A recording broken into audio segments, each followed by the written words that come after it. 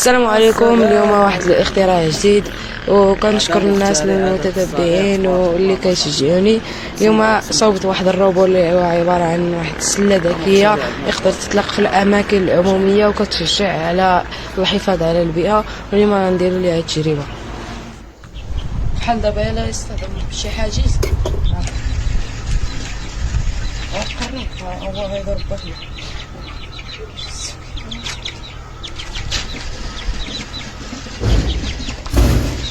ما شاء الله بخينا، هذا مخترع صعيب تبارك الله. هذا مخترع ناضي يا اخي، ناضي.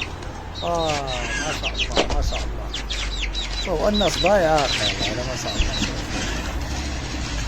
الصغار اللي يشوفوا يعاونوا كذا تبارك الله، يديروا لي بحال هذاك ديال تركيا، داك دير قدار بحال هكا حتى هو. ما شاء الله. هاد الشيء راه جديد عندنا، هاد الشيء هذا راه الناس اللي عندنا بدا كيصاوب داكشي داك العمر ديال دابا أجهزة بسيطة. هاكا شوف ما شاء الله. معلم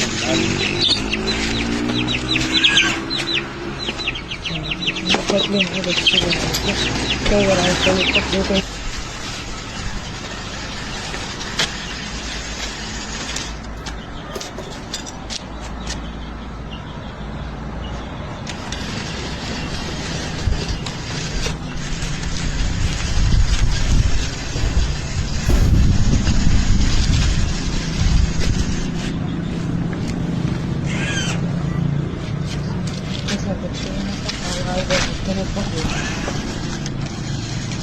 إذا كان شي حاجة زي بحال الحيط ما غاديش تحل السماعة، غير يصلح بها هادو ولا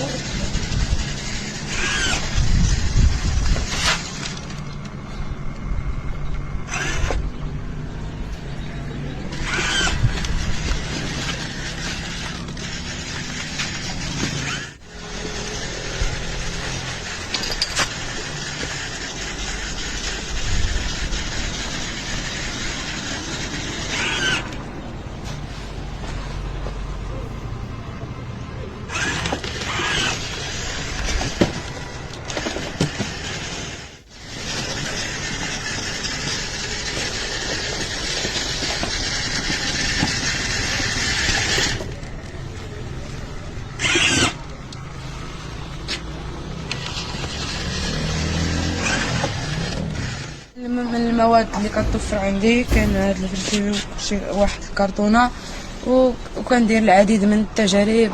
كل مرة كتعطيني ديك التجربة اش الحاجة اللي خاصة فيها، وكل مرة كنعاود وكنجدد الفكرة ديالي، كنحاول نصاوبها مزيان ودير العديد من التجارب حتى تنجح الفكرة.